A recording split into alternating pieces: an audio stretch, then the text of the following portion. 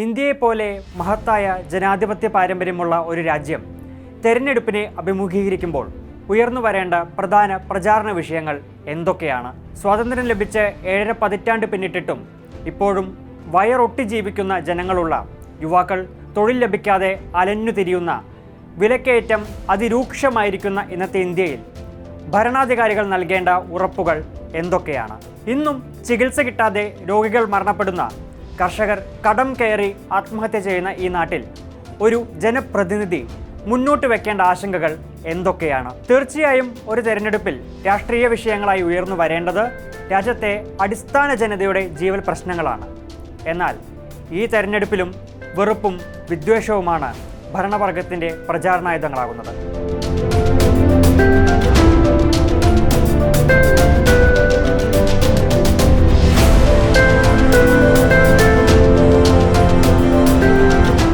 April 21-നാണ് പ്രധാനമന്ത്രി നരേന്ദ്രമോദി രാജസ്ഥാനിൽ വെച്ച് മുസ്ലിങ്ങൾക്കെതിരെ ഒരു വർഗീയ പരാമർശം നടത്തിയത്.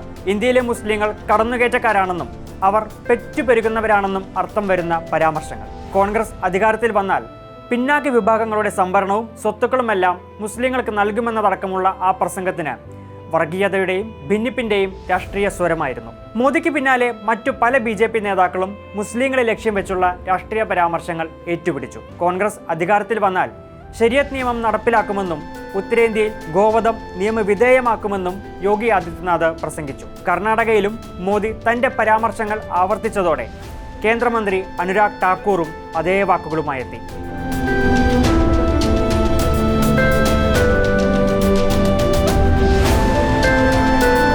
സാമുദായിക ധ്രുവീകരണത്തിന് കാരണമാകുന്ന പരാമർശങ്ങൾ ഒരിക്കലും നടത്തരുതെന്ന തെരഞ്ഞെടുപ്പ് ചട്ടം രാജ്യത്തെ പ്രധാനമന്ത്രി തന്നെ ലംഘിക്കുമ്പോൾ ഇലക്ഷൻ കമ്മീഷൻ ചെയ്തതെന്താണ്? വർഗീയ പ്രചാരണം നടത്തിയ ആളുടെ പേര് പോലും പരാമർശിക്കാതെ ഒരു നോട്ടീസ് അയച്ചു. പാർട്ടികളുടെ താരപ്രചാരകർ കൃത്യമായ നിർദ്ദേശങ്ങൾ പാലിക്കണമെന്നതാണ് നോട്ടീസിന്റെ ഉള്ളടക്കം. വിഷയത്തിൽ BJP ദേശീയ അധ്യക്ഷൻ JP നദ്ദയോട് മറുപടി ആവശ്യപ്പെട്ടു എന്നതല്ലാതെ മറ്റ് നടപടികളൊന്നും ഉണ്ടായിട്ടില്ല.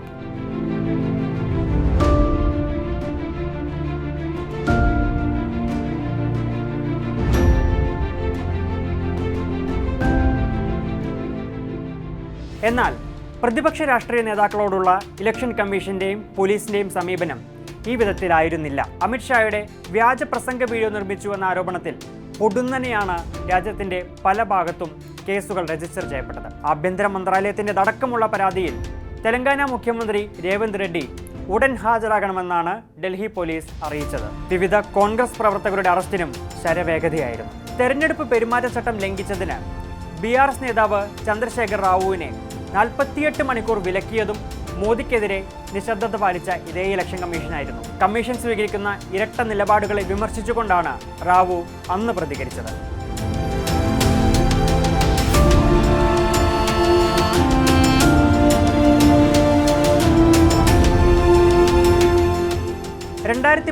മുതൽക്ക് പെരുമാറ്റച്ചട്ട ലംഘനങ്ങളുടെ പേരിൽ ഏതാണ്ട് 27ഓളം പരാതികൾ മോദിക്കെതിരെയുണ്ട്. അതിൽ ഭൂരിഭാഗവും വർഗീയ പരാമർശങ്ങളാണ്. സൈന്യത്തെയും സൈനികരെയും പരാമർശിച്ചുള്ള പ്രചാരണങ്ങളും മതങ്ങളെ അവഹേളിച്ചുള്ള വാക്കുകളും വേറെ. 2023 കർണാടകയിൽ വെച്ച് ഹിന്ദു ദൈവങ്ങളെ പരാമർശിച്ച് പരസ്യമായി വോട്ട് പിടിക്കാൻ ശ്രമിച്ചിട്ടും മോദിക്കെതിരെ ഒരു നടപടിയും അന്നുണ്ടായില്ല. എന്നാൽ ഓർക്കണം, മോദിയെ പോക്കറ്റടിക്കാരൻ എന്ന് മാത്രം വിശേഷിപ്പിച്ചതിന് രാഹുൽ ഗാന്ധിയോട് വിശദീകരണം ആവശ്യപ്പെട്ടത് ഇതേ ഇലക്ഷൻ കമ്മീഷനാണ്. ഇത്തരത്തിൽ പ്രതിപക്ഷ നേതാക്കൾ നാവനക്കിയാൽ പോലും കേസാകുന്ന ഈ രാജ്യത്ത് മോദിക്കെതിരായ ആ 27 പരാതികളിൽ ഒന്നിൽ പോലും ഇതുവരെ നടപടി ഉണ്ടായിട്ടില്ല.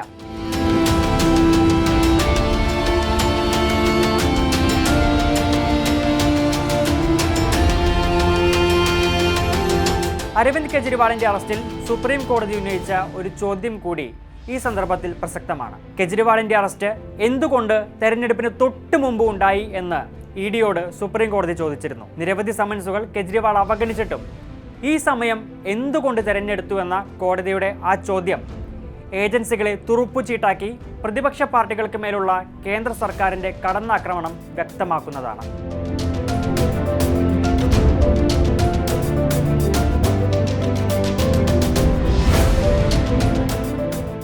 തെരഞ്ഞെടുപ്പിന് വെറും മാസങ്ങൾ അവശേഷിക്കെയാണ് കേന്ദ്ര സർക്കാർ ഇലക്ഷൻ കമ്മീഷണർമാരെ നിയമിക്കാനുള്ള പുതിയ നിയമം കൊണ്ടുവന്നത്. പ്രധാനമന്ത്രിക്കും ആഭ്യന്തരമന്ത്രിക്കും മേൽക്കൈയുള്ള 3 സമിതിയാൽ നിയമിക്കപ്പെട്ടവരാണ് ഇപ്പോഴത്തെ സമിതി. അതുകൊണ്ട് തന്നെ നടപടികളിലെ ഈ ഇരട്ട നീതിയിൽ അത്ഭുതപ്പെടാനില്ല.